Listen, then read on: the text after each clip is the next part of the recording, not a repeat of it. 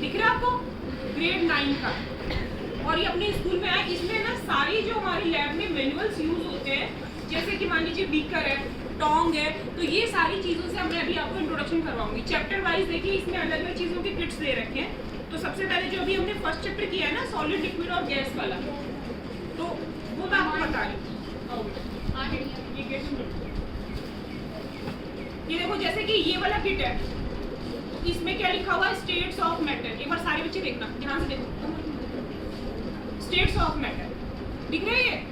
अब एक बार बताइए, चैप्टर में मैंने आपको समझाया था कि which are the states of the matter, then you will say that is a solid, liquid and gas।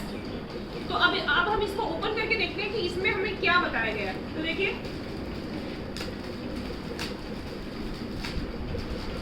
यहाँ पर ये हमें 3 फेजेस दी गई है। सबसे पहले इसमें देखिए ये लिखा हुआ कोकोनट हेयर ऑयल, दिख रहा है आपको?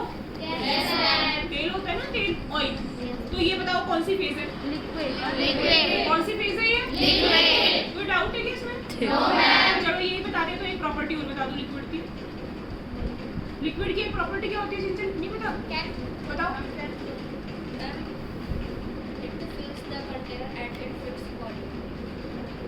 इसका क्या होता है, जो वॉल्यूम होता है वो क्या होता है? मतलब इसका जो वॉल्यूम, इसका जो शेप होता है, इसका शेप किसके अकॉर्डिंग होता है बेटा? कंटेनर के अकॉर्डिंग होता है, लेकिन वॉल्यूम फिक्स होता है। समझ में आ रही है? जैसे मान लीजिए कि आपके पास में 1 लीटर वाटर है, तो वो वाटर तो 1 लीटर ही रहेगा, लेकिन इसकी शेप मान लीजिए आपने उसको जग में डाला तो जग के अकॉर्डिंग हो जाएगी। समझ में आ गया? बकेट में डाला तो आपके बकेट के अकॉर्डिंग हो जाएगी। तो शेप क्या हो जाती है इसकी, किसके अकॉर्डिंग चेंज हो जाती है? कंटेनर के अकॉर्डिंग। अच्छा, अब दूसरा देखिए, ये क्या दिखाई दे रहा है? पहले तो देखिए क्या दिखाई दे रहा है बेटा, कोई सारे बच्चे ध्यान से देखो, सॉलिड है। और दूसरी बात, कोई पाउडर दिखाई दे रहा है ना आपको? चलो कोई सॉलिड की प्रॉपर्टी बताओ, सॉलिड की कोई भी प्रॉपर्टी। मैंने आपको बोर्ड पे समझाया था कि सॉलिड टाइटली बाउंड होते हैं, लिक्विड जो होते हैं थोड़े से लूज बाउंड होते हैं, और जो गैसेस होती है वो बहुत ही लूज बाउंड होती है। बताइए आपको इनका फिक्स क्या होती है, शेप होती है। इनकी शेप क्या होती है? ये जो है किसके अकॉर्डिंग शेप चेंज नहीं करते, अपनी कंटेनर के अकॉर्डिंग शेप नहीं चेंज करते। दूसरा, इनमें फ्लो की कैपेसिटी नहीं होती। जबकि इसको मान लीजिए मैं खोल देती हूँ तो ये क्या हो जाएगा, फ्लो करने लग जाएगा, बहने लग जाएगा, तो इसमें फ्लो करने की प्रॉपर्टी होती है। बात समझ में आ गई? तो ये आपकी फेज कौन सी हो गई? सॉलिड हो गई। और ये वाली कौन सी हो गई? लिक्विड। अब मैं ये आपके पास में पास करूंगी, आप बच्चे देखते भी जाना इसके साथ साथ। ये सॉलिड फेज है और ये कौन सी फेज है? लिक्विड फेज है। अच्छा, अब इसमें और क्या और देखते हैं अपन। देखो ये क्या है, अब ये बताओ कि इसने क्या किया है इसको। देखो ये दिख रहा है क्या? ये क्या है ये बताओ? अब इससे मुझे गैस फेज को डिस्क्राइब करना है, मैं कैसे करूँ बताओ? कौन बताएगा? मैंने आपको 2 फेजेस तो बता दी, कौन सी बताइए?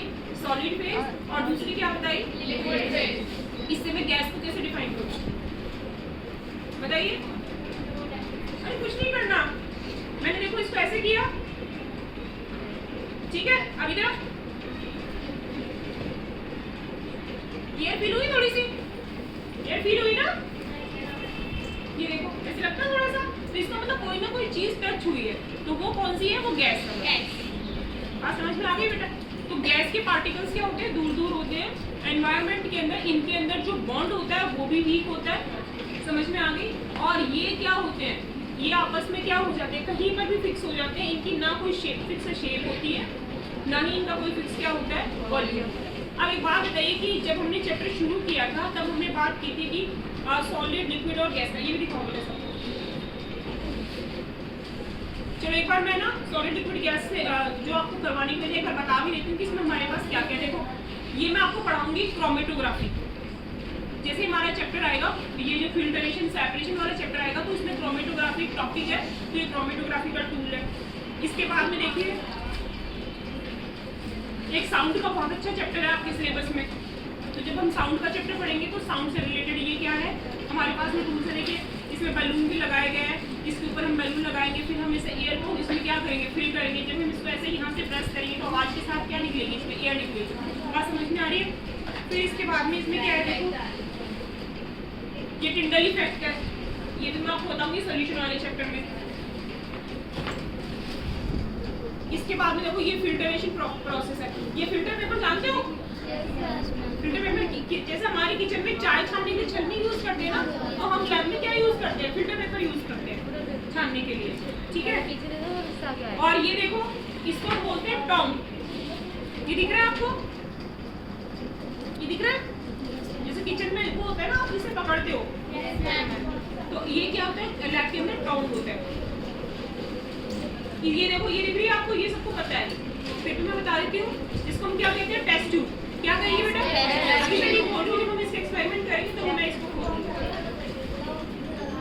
अच्छा, अब इसमें देखो, इसमें भी कुछ है।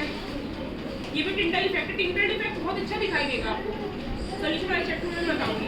ये देखो, ये किससे रिलेटेड है? साउंड से रिलेटेड है ये, ठीक है। वेव्स जो आती है, वेव्स होती है ना, ऐसे दिखती है। साउंड वाला जब हम चैप्टर पढ़ेंगे तो साउंड वाला इसमें हम दिखाएंगे। इसके अलावा ये देखिए, न्यूटन्स थर्ड लॉ। न्यूटन के जो लॉज भी है इसमें आपके सिलेबस में, तो न्यूटन के थर्ड लॉ पे ये एक्सपेरिमेंट है। और ये है आपका चार्ज पार्टिकल्स। जो इलेक्ट्रिसिटी वाला जब हम चैप्टर करेंगे तो उसमें प्लस माइनस चार्ज कैसे फ्लो होता है, उसके हम बाद इस एक्सपेरिमेंट से करेंगे। तो ये साइंस 2 जो कि टाइप ना बहुत अच्छा है, देखो ये, ठीक है। इसमें हमारे 12 एक्सपेरिमेंट्स हैं, ये सारे हम आपको करवाएंगे।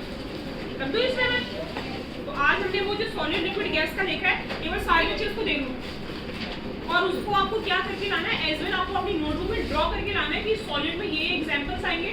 सॉलिड का एक एग्जांपल बताइए, ठीक है। ये और लिक्विड का और गैस का एक गैसेस के नाम बताओ।